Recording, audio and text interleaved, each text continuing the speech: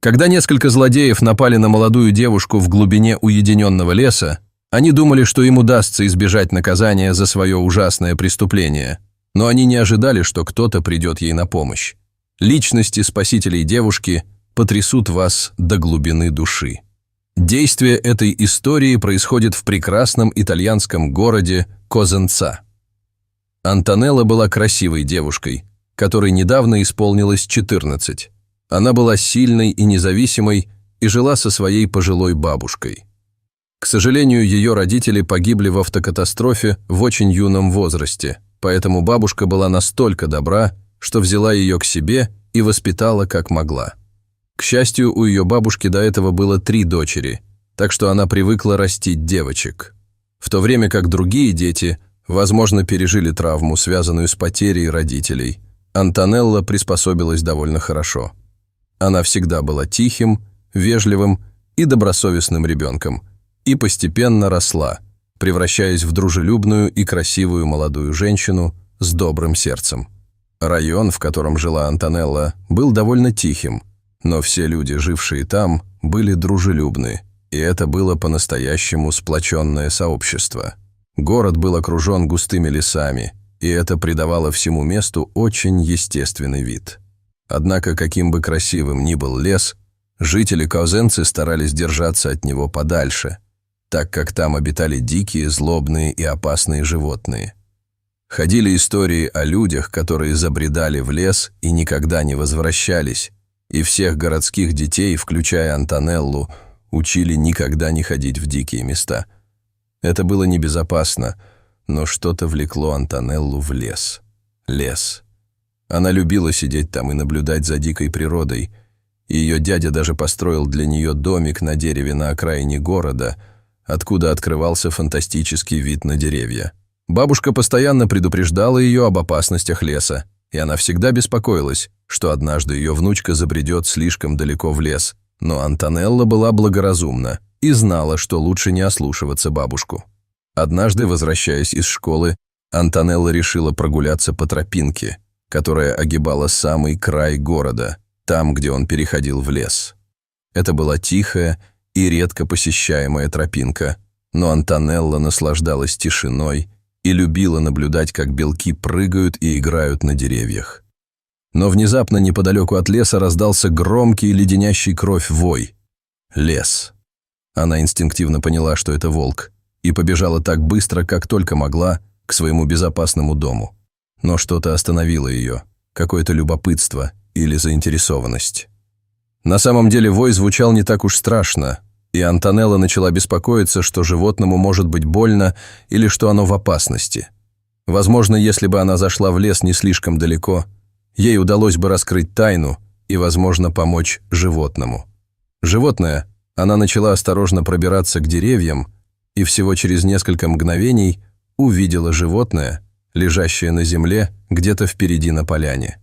Когда Антонелла подошла ближе, она поняла, что это волк, и кровь застыла у нее в жилах. Она знала, что волки опасны и злобные, и они могли бы легко убить ее, если бы она захотела, но что-то привлекло ее внимание, что помешало ей повернуть назад. 2 волчат. Они собрались вокруг своей матери, с которой явно произошла какая-то драка. На ее теле были раны, очевидно, от схватки с другим, более крупным животным. Она защищала своих детей, и казалось, что мать-волчица вот-вот умрет. Постепенно мать перестала дышать, и испуганные детеныши остались одни. Антонелла медленно приблизилась. К ее большому облегчению детеныши не казались испуганными. Возможно, они знали, что она не хотела причинить им вреда. Их.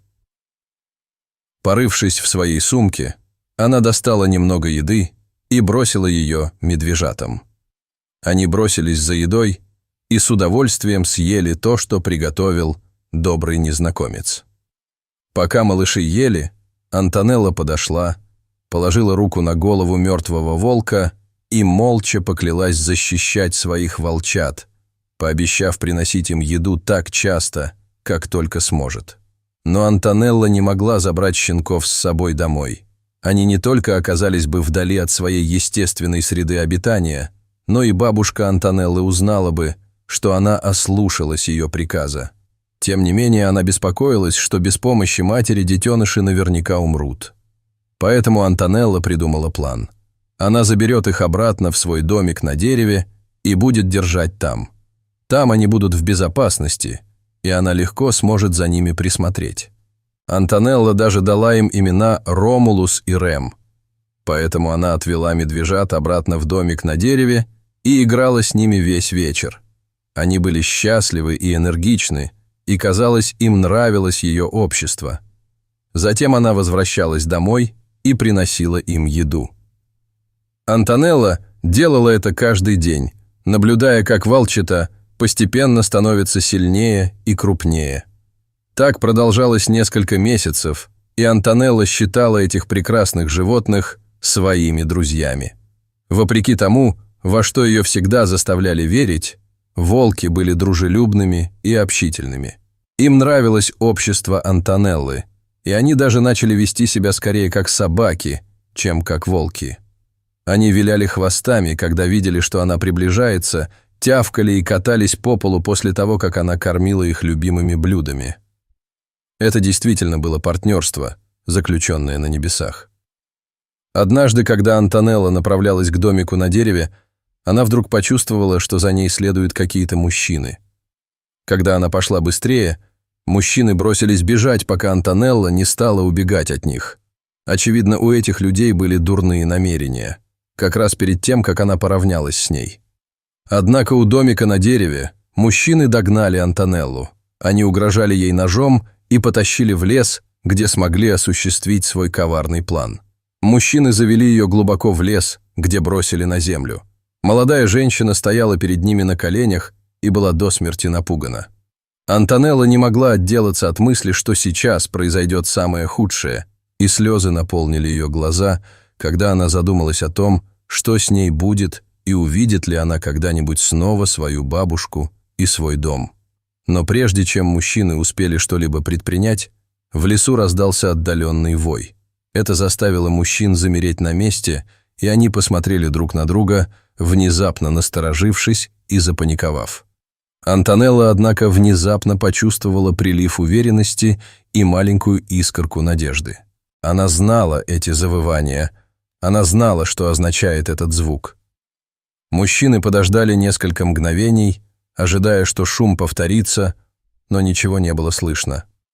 Они снова обратили свое внимание на лежащую на земле девушку и начали приближаться к ней со злобным выражением в глазах, но внезапно раздался громкий шорох, и из листвы выскочили два волка – Ромул и Рем.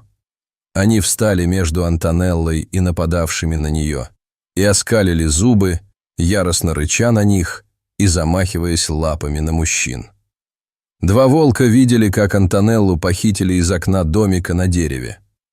Они сбежали из своего дома, выследили своего хозяина и похитителей в лесу и бросились защищать того, кто присматривал за ними с тех пор, как они были щенками. Антонелла никогда еще не чувствовала себя в большей безопасности, чем в тот момент. Нападавшие с другой стороны были явно напуганы. Все они разбежались в разные стороны, а волки игриво гнались за ними, наступая им на пятки и рыча на бегу. Этим людям не только никогда в жизни не пришло бы в голову снова совершить столь ужасный поступок, но они и близко не подошли бы к лесу, опасаясь, что на них снова нападут эти злобные волки.